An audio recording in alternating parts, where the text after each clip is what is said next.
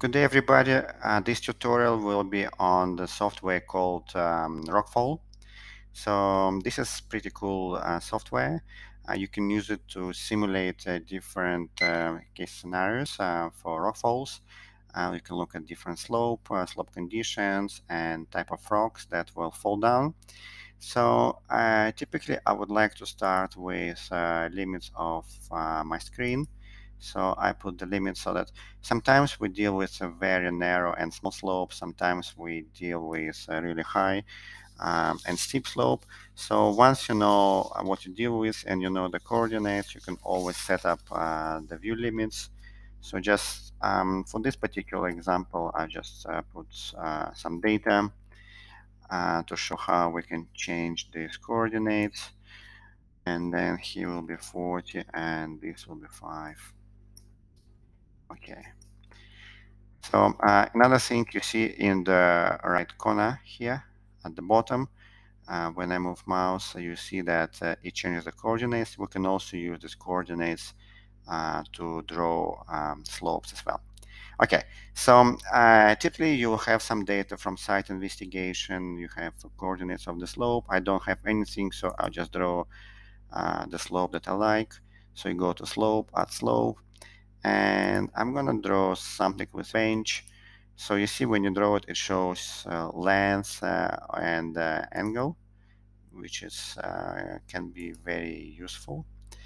So let's say that I'm gonna draw a slope like this, at the top, and then right clicks of mouse, and then it says done. Okay. So we build this slope. So this is where we're going to have simulation, right? So next point is to determine the material that this slope is made of. So basically look at the type of rock, and the way you will do it, go to slope and slope material library. You see that it's already 3 different options here presets, so better outcrops and stuff like that. So, and it also gives you some information in terms of normal restitution coefficient, and you can change. So let's say that you're not really satisfied with what you have, or you actually did your own investigation and you have a different material. So you can always add a new slope material. Let's call it sandstone. Sandstone. And what you can do, just look at some common types. I'll look at the type of material name. So you see we have sandstone here. So it's taken from a reference source here.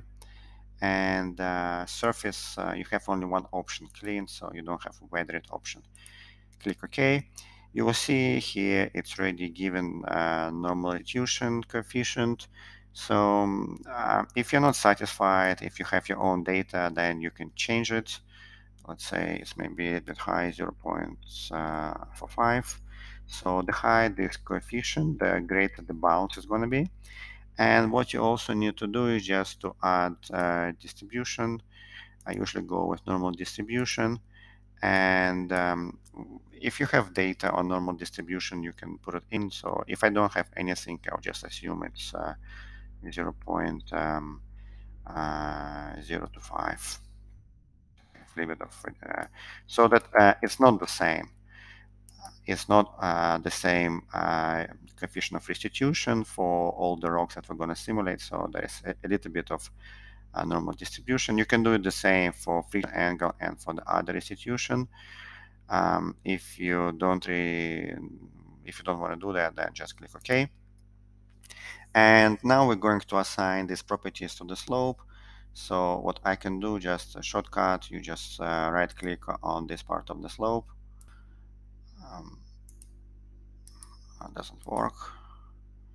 Sorry, it doesn't work. Okay, so let's go to, why doesn't work? There is some issue. Okay, let's slope. We're going to assign slope material, and we're going to click sandstone. Okay, finally it works. So right click. I don't know, for some reason it didn't work before. So once you do right click, you have this option assign material to entire slope, or sometimes if you can do it, you can assign for only part of the slope. So just going with the entire slope, sandstone. So sometimes if you say that this bench it has different material, you can go here and maybe put bedrock outcrops. Strange, doesn't work right now. Let's try it again. Sand material, sandstone. Okay. So you can vary, right? So it's not the whole entire slope is one material, so you can do different parts of the slope with different materials. Okay, so but I still want to do it the entire slope to entire slope, make it sandstone, right? Okay. So now what we're going to do is look at the fallen rocks, and the most dangerous case will be when we have rocks sitting right on the edge, and this is when I'm going to place them. So you're going to cedar, at point cedar, and just put it right on the top. And typically in such analysis, we don't use only one rock. We want to see just that distribution, different rocks with slightly different properties. I'm going to put 50. And another thing that I'm going to assign is horizontal velocity. So for some reason, this rock is pushed downwards down the slope, and I will put 1.5 meters per second. And again, because we're going to throw 50 different rocks, we'd like to have some distribution going with normal. And let's say that this velocity, standard deviation will be 0.25. So in this case, we have a little bit of deviation from 1.5 meters second velocity. We can do it for other type of velocity, rotational velocity. If you guys satisfied with just this one, then that's fine. Click OK. And now we have the cedar. We know that rocks are going to fall from this point. Now we need to assign properties to the rocks. We're going to cedar and rock type library. And here you can actually have a few choices. So if you know the density, you can change the density. If you don't know the density, you can kind of look at geology. Let's say you deal with basalt. So it will give you reference number of 2,768 kilograms per cubic meters. Okay, let's give a little bit of distribution here too. Okay, like 162, fine. Another thing, maybe you just measure the mass. So you can measure, just walk around the slope, just pick up some rocks, so just do some estimations. If they're not very heavy, you can measure the mass. If they're pretty heavy, so what you can do is you look at the shape. If you feel like they kind of sphere, you can estimate the radius. Let's say radius will be 0.5 meters. Okay, so it will calculate the mass for you. Let's say we want to give a little bit of again, normal distribution, maybe 500 grams or 50 grams, right? So that's not the same. Okay, so now we can look at the results. We can do analysis, and you click this button. So what the software does, it drops 50 rocks, and it varies some of the parameters, factors like velocity, the weight, right? So you will see that some rocks will probably stay here on the bench, which is pretty good, and some rock will actually bounce from the bench and go down. So you'd like to have a better idea. What you'll do, go to graphs, graph endpoints. So endpoints shows you where those rocks end up at the end. You will see that probably like more than half of the rocks will actually sit here on the bench. So they're not gonna roll down the bench, which is good. But those rocks that roll down the bench, they just roll all the way to the end, right? So this gives you some idea about how effective the bench is. So if it stops rocks or not. Another thing, you can see where the rocks will actually end up. If they end up close to the edge of the bench, it means that maybe over time, because of some factors like more rain, maybe wind or something else, they may actually come very close to the edge and at some point roll down, right? So it gives you lots of information to consider, and this is pretty good. Another cool thing that I like, it's this animation. So let's say we can look at point number 5. You will see how it works for this particular case. You see it actually stands here on the bench. Let's go to maybe point maybe 25, usually, or 30. Usually at 30 they would actually have a little bit, oh, you see it actually bounces from the bench and then ends up right at the end of the slope. So this is just kind of for fun, gives you some idea how it looks like, and that would be pretty cool. So going back, and I think I have a few more minutes, so I can show you what we can do about barriers.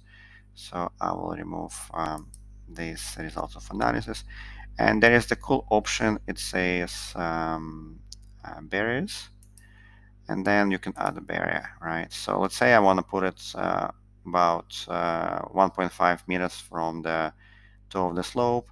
So if 21, so we'll put 20, somewhere here. And then I'm gonna make it about 2 meters high.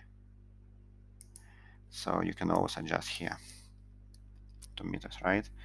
So if you want to play with the location, you can just click add barrier, and actually you can move it. I want to move it a little bit further from the slope, right? So that's what you can do.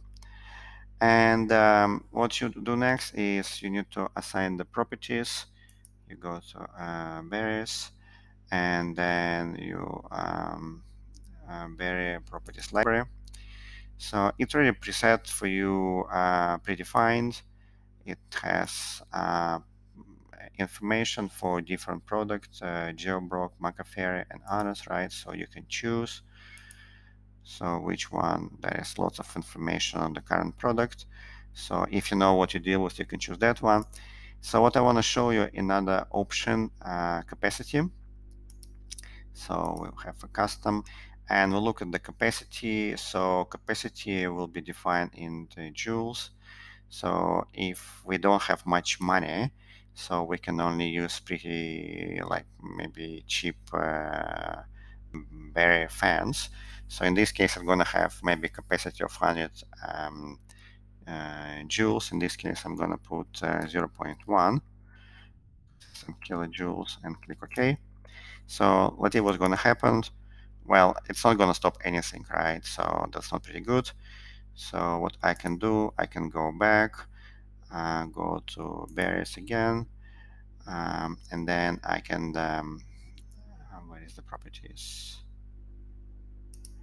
And then I'll just increase it, say maybe it will be 1000 kilojoules, so I'll put 1, and then you will see that results.